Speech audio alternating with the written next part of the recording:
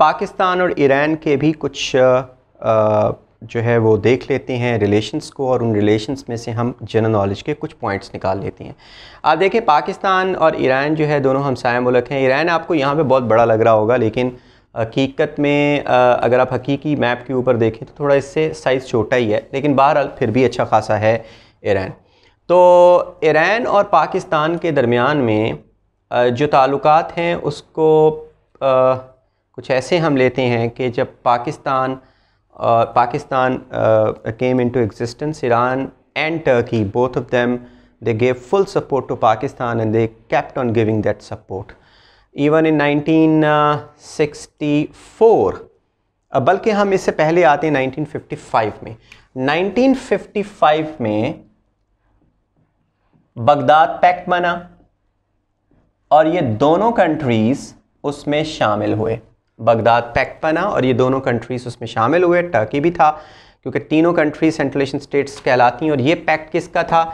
इस तरीके से पाकिस्तान, ईरान और टर्की, ये तीनों कंट्रीज़ ऐसे चेन बन जाएंगे किसके खिलाफ? अगेंस्ट USSR और इट्स एक्सपेंशन। तो they became a most trusted allies of America और द वेस्टर्न पावर। तो ये बगदाद पैक्ट ऑलमोस्ट 1959 में सेंटो का नाम ले लिया इसने। CENTO, central Asia nations treaty organization, central Asian nations treaty organization. क्यों? क्योंकि बगदाद जो है यानी इराक इस ट्रीटी में से निकल गया रेवोल्यूशन के बाद, और वो रेवोल्यूशन जो आया था वो USSR के साथ टाइस चाहते थे, अमेरिका के साथ टाइस नहीं चाहते थे। तो इसलिए इसको सेंटो हम फिर बोलेंगे। सेंटो में पाकिस्तान था, ईरान था, टर्की था, पहले बगदाद था, बाद में वो निकल गया, और सिर्फ एक कंट्री इसमें नॉन मुस्लिम थी और वो थी ब्रिटेन, UK, वो भी बाद में शामिल हो। 1959 में ये सेंटो बन गया, और 1979 में जब ईरान का रेवोल्यूशन आया था तो ये जो सेंटो है ये खुद ब खुद क्वाइटली, खामोशी के साथ डाइड, मर गया, यानी ख़त्म हो गया सेंटो। तो सेंटो के हम मेंबर्स थे, लेकिन सेंटो के मेंबर होने का मतलब है कि तीनों कंट्रीज़ पाकिस्तान, ईरान और टर्की तीनों अमेरिका की इत्तेहादी थीं, और तीनों को इससे इनकरेजमेंट मिली, और तीनों ने 1964 में 1964 में पाकिस्तान, ईरान और टर्की ने बनाया RCD। ये मैं आपको शायद पिछले लेक्चर्स में बता चुका हूँ, रीजनल कोऑपरेशन फॉर डेवलपमेंट। तो 1964 में रीजनल कोऑपरेशन फॉर डेवलपमेंट एक ऑर्गेनाइजेशन बनाई। इस ऑर्गेनाइजेशन के तहत तीनों मुल्कों में ट्रेड भी होगी, रोड बनाया गया, फिर तीनों मुल्कों के दरमियान में एक दूसरे को सपोर्ट करेंगे इंडस्ट्रीज़ लगाने में। तो इसके ज़रिए से पाकिस्तान की ट्रेड काफ़ी ग्रो की। तो 1964 में ये RCD बनी, लेकिन 1979 में ये RCD जो थी वो लैप्स हो गई। That lapsed because of Iranian revolution. Iran के अंदर जो रेवोल्यूशन आया था वो चूँकि एंटी अमेरिका था और एंटी वेस्ट था, और पाकिस्तान और टर्की दोनों के दोनों वेस्ट के साथ खड़े हुए थे उस वक़्त, और पाकिस्तान और टर्की शाह के दोस्त भी थे। तो इसलिए नई इस्लामिक जो रिजीम है उनको इन दोनों के ऊपर इतना ट्रस्ट नहीं था। और पाकिस्तान चूँकि 1979 में से लेकर onward through out 1980s America से मैसिव एड ले रहा था फॉर अफ़गान जिहाद अगेंस्ट USSR, तो ईरान के साथ इतने अच्छे ताल्लुकात नहीं हो सके। तो हम कहते हैं कि 1979 में ये लैप्स हो गया क्या RCD, और 1985 में जनरल ज़ियाउल हक की कोशिशों के साथ फिर से इसको रिवाइव किया गया अंडर अ न्यू नेम, और वो नया नाम क्या था? ECO, economic cooperation organization. और ECO के बारे में पिछले लेक्चर्स में मैं आपको पढ़ा चुका हूँ। अब हम आते हैं नेक्स्ट, ईरान और पाकिस्तान के रिलेशनशिप्स जो हैं बहुत ज़बरदस्त रहे 1979 तक, जब तक रेवोल्यूशन वहाँ पे नहीं आया था। 1979 तक इस अच्छे रिलेशंस में कौन कौन सी चीज़ें हुई? तीनों ने RCD बनाई, रीजनल कोऑपरेशन फॉर डेवलपमेंट, तीनों ने बहुत ट्रेड किया आपस में। ईरान और टर्की ने और ख़ास तौर पे ईरान ने अफ़गानिस्तान को बहुत मनाने की कोशिश की कि वो पाकिस्तान के साथ सुलह कर ले और पाकिस्तान के साथ RCD में शामिल हो जाए।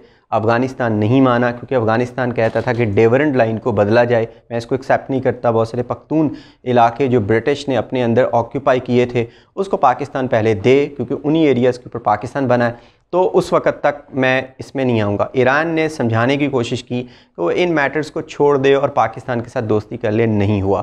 1965 की वॉर में ईरान और टर्की ने पूरी दुनिया की सपोर्ट हासिल करने की कोशिश की पाकिस्तान के लिए अगेंस्ट इंडिया। वो हासिल तो ना कर सकें, लेकिन ईरान ने काफ़ी सपोर्ट दी।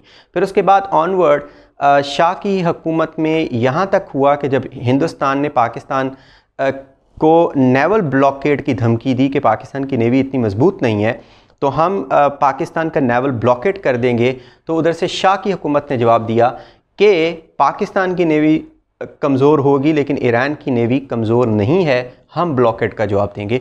तो इस हद तक हमारी दोस्ती थी। जब 70s में भुट्टो आए तो भुट्टो की फॉरेन पॉलिसी में थोड़ा सा चेंज आया। ईरान के साथ भी बहुत अच्छे ताल्लुकात थे, लेकिन साथ में उन्होंने सऊदी अरेबिया और अरब कंट्रीज़ के साथ भी रिलेशनशिप अच्छे करने की कोशिश की। इसको कहते हैं इस्लामिक फॉरेन पॉलिसी, जो कि भुट्टो ने बनाई थी। इस पर शाह को थोड़ा सा एतराज़ ज़रूर था, रज़ा शाह पहलवी को, और वो यही भुट्टो और की गवर्नमेंट को समझाते थे कि अरब्स के साथ इतने ताल्लुकात आपको अच्छे नहीं पड़ेंगे। लेकिन ज़ाहिर है भुट्टो जो है वो दोनों के साथ ताल्लुकात चाहते थे, ईरान के साथ भी बहुत अच्छे थे और उनके साथ भी। इसी तरीके से 1973 में भुट्टो की हुकूमत में बलूचिस्तान में एक रेबेलियन, यहाँ बलूचिस्तान में एक रेबेलियन 1973 में आई थी। उस वक़्त यहाँ पे रईसानी की हुकूमत थी, फेडरल गवर्नमेंट ने उसको ख़त्म कर दिया था और उसके बाद फिर बलोच फिर पहाड़ों पे चढ़ गए थे और फिर एक कैंपेन स्टार्ट हुई पाकिस्तान के ख़िलाफ़, जिसको फिर ईरान ने सपोर्ट किया था। बाकायदा एड दी पाकिस्तान को, मिलिट्री एड और हर किस्म की, और इसको पुट डाउन करने में वो कामयाब हुए 1973 में ईरान की मदद के साथ। तो इस तरीके से बड़ी ज़बरदस्त रिलेशनशिप थे पाकिस्तान के ईरान के साथ। लेकिन 1979 में जो इरानियन रेवोल्यूशन आया उसके बाद रिलेशंस ख़राब होने शुरू हो गए। अब रिलेशंस ख़राब होने की बहुत सारी रीज़न्स हैं। नंबर 1, पाकिस्तान जो है वो शाह का इत्तेहादी था और पाकिस्तान के ऊपर ट्रस्ट नहीं किया जा सकता था। फिर दूसरे नंबर के ऊपर Pakistan was taking massive aid from the western countries and most importantly Iran's enemy America to fight against USSR in Afghanistan, so Iran was anti-America। फिर थर्ड नंबर पर हम कह सकते हैं कि Iran was even supporting jihadis and Sunni mujahideen after the USSR withdrawal। Most importantly, when Pakistan started giving support to Taliban, Iran was infuriated। Iran ने इसका बरमला इजहार भी किया 1996 में जब काबुल में तालिबान ने कब्ज़ा कर लिया, तो उन्होंने कहा कि Pakistan should not absolve her self of this responsibility of creating such a conservative force against Iran. और वो समझते थे कि तालिबान जो सुन्नी रजीम है वो ईरान के ख़िलाफ़ है। फिर चौथे नंबर के ऊपर ईरान ने अपने रिलेशंस बेहतर बनाने शुरू कर दिए इंडिया के साथ, और इंडिया के साथ ट्रेड डील्स करनी शुरू कर दी, ख़ासतौर पे ऑयल की। अभी भी जब तक अमेरिका का प्रेशर नहीं था इंडिया के ऊपर, उस वक़्त तक इंडिया जो है बहुत बड़ा इम्पोर्टर था ऑयल का ईरान से। तो ये बहुत सारी रीज़न्स हैं। और फिर अभी रिसेंटली पाकिस्तान के सऊदी अरेबिया के साथ ताल्लुकात 1990s में, फिर 1980s में और उसके बाद 2000 में भी वो भी ईरान को पसंद नहीं थे। फिर सऊदी अरेबिया और अमेरिका ने पाकिस्तान के बलूचिस्तान से एंटी ईरानियन एलिमेंट्स को भी मदद करनी शुरू कर दी, कभी जंदुल्ला बनाकर, कभी उससे पहले पीपल्स मुजाहिदीन बनाकर। तो हम कह सकते हैं कि ये पाकिस्तान का जो एरिया है, जो बलूचिस्तान का एरिया है, उसमें बहुत सारे एंटी ईरानियन एलिमेंट्स को पाकिस्तान ने सेंचुरीज़ दी और उसके बदले में ईरान ने भी बलोच नेशनलिस्ट को यहाँ पे सेंचुरीज़ देनी शुरू कर दी। हालांकि दोनों की प्रॉब्लम्स इकट्ठी हैं। ये वाला जो एरिया है जो पाकिस्तान के साथ लगता है बहुत बड़ा प्रोविंस है, जो बलूचिस्तान प्रोविंस ईरान का कहलाता है, और पाकिस्तान का अपना भी एक बहुत बड़ा प्रोविंस है जो बलूचिस्तान कहलाता है। तो दोनों प्रोविंसेस जो हैं ये वाले उनकी जो है जो कॉमन उनके इंटरेस्ट्स हैं, अगर एक बलूचिस्तान में स्टार्ट होती है रेबेलियन तो उसका असर दूसरे बलूचिस्तान में मस्ट होगा। और अमेरिकन इस चीज़ का बरमला इजहार कर चुके हैं कि एक बहुत बड़ा बलूचिस्तान, ग्रेटर बलूचिस्तान, वो एक मुल्क के तौर पर बन सकता है। ईरान का भी बलूचिस्तान और पाकिस्तान का बलूचिस्तान। ईरान के बलूचिस्तान को कहते हैं सीस्तान, ताफ्तान, और पाकिस्तान को तो बलूचिस्तान ही है। तो ईरान यहाँ पे जो मौजूद एंटी ईरानियन सुन्नी, क्योंकि ये सुन्नी इलाका है ज़्यादातर, तो एंटी ईरानियन जो सुन्नी मिलिटेंट्स है पाकिस्तान में आके वो छुप जाते हैं और पाकिस्तान उनसे नज़रें फेर लेता है, यानी ना उनको सपोर्ट करता है, ना ही उनको उनके ख़िलाफ़ जाता है। और सऊदी अरेबिया और बाकी जो कंट्रीज़ हैं वो यहाँ पर उनको सपोर्ट करती हैं। इसी तरीके से पाकिस्तान के भी जो बलोच नेशनलिस्ट्स हैं वो यहाँ पे जाके सेंचुरीज लेती हैं और ईरान भी उनको कुछ नहीं कहता। इसी तरीके से कराची के अंदर जब गैंग वॉर चली थी तो उज़ैर बलोच जैसे जो गैंगस्टर्स थे और ऐसे बहुत सारे पीपल्स पार्टी के जो मिलिटेंट गैंगस्टर्स हैं उनको ईरान या ईरानियन इंटेलिजेंस भी सपोर्ट करती रही थी। उसके बाद फिर चाबहार को डेवलप करना शुरू किया इंडिया ने, और यहाँ से ट्रेड भी स्टार्ट हो गई है। अब अफ़गानिस्तान, ईरान और इंडिया की पाकिस्तान को सर्कम नेविगेट करते हुए ट्रेड भी स्टार्ट हो गई है। तो ये भी पाकिस्तान को कंसर्न्स हैं। तो पाकिस्तान समझता है कि इंडिया पाकिस्तान को घेरने की कोशिश कर रहा है, अफ़गानिस्तान को अपने साथ मिला के, ईरान को अपने साथ मिला के, और ख़ुद भी इस तरीके से पाकिस्तान इनके दरमियान में सैंडविच बन जाएगा। तो इस तरीके से रिलेशंस इतने अच्छे नहीं हैं, लेकिन रिसेंटली रिलेशंस अच्छे हो रहे हैं, ये अच्छा साइन है। उसकी वजह यह है कि पाकिस्तान ने यमन में सऊदी अरेबिया की ये ठुकरा दी ऑफ़र कि वो यमन में अपनी फ़ौज भेजे, ईरान खुश हो गया। फिर उसके बाद पाकिस्तान, ईरान और चाइना ख़ास तौर पर, इवन रशिया, ये 4 कंट्रीज़ एक ही पेज के ऊपर हैं अगेंस्ट दाइश।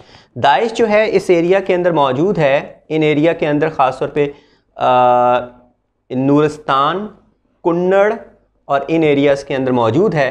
तो दाइश जो है वो ज़्यादातर टीटीपी के जो टूटे हुए लड़के हैं वही शामिल हुए हैं, और दाइश के ख़िलाफ़ ईरान, पाकिस्तान और रशिया जो हैं ख़ास तौर पर अफ़गान तालिबान को सपोर्ट कर रहे हैं, क्योंकि अफ़गान तालिबान ही दाइश को ख़त्म कर सकते हैं और अफ़गान तालिबान उनको ख़त्म करने की कोशिश भी कर रहे हैं। तो अभी इंटरेस्ट जो है मर्ज हो रहे हैं, और पाकिस्तान की जो न्यूट्रल पॉलिसी है in relations between Saudi Arabia and Iran वो भी काफ़ी हद तक आगे आ रही है। और ईरान के ये भी कहा जा रहा है मुख्तलिफ सोर्सेज से कि पाकिस्तान से बहुत सारे जो गए हुए बलोच नेशनलिस्ट लीडर्स हैं ईरान में मारे जा चुके हैं, और उनको किन्होंने मारा है ये तो किसी को नहीं पता।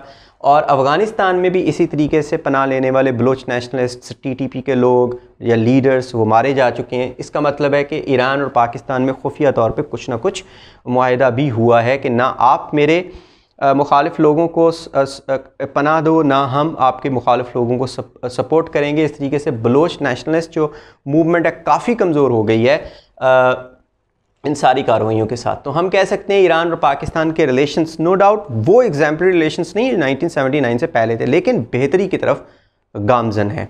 अब थोड़ी सी ईरान की जोग्राफ़ी के बारे में बात कर लेते हैं। जैसे कि इस्लामिक वर्ल्ड के बारे में कहा जाता है कि ज़्यादातर इस्लामिक वर्ल्ड वो एरिड लैंडस्केप है, यानी डेजर्ट लैंडस्केप, और वहाँ पे इतने ज़्यादा जो है वो वेट रीजन्स नहीं है। तो ईरान भी कुछ ऐसे ही है, एरिड लैंडस्केप है, डेजर्ट कंडीशन से ज़्यादातर हिस्से में।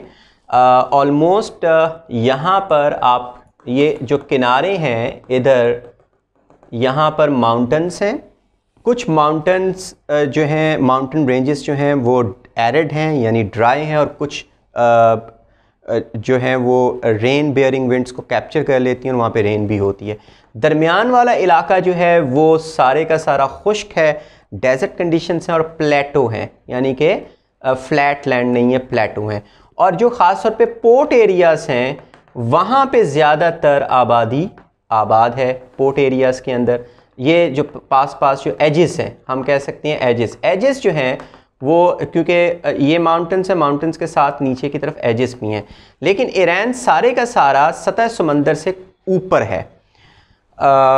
तो हम कह सकते हैं कि ईरान की एरिड लैंडस्केप, ईरान के बहुत एंशिएंट सिटीज़ हैं जैसे मशहद, और ये यहाँ जो है वो बहुत सारे होली प्लेसेस भी मौजूद हैं।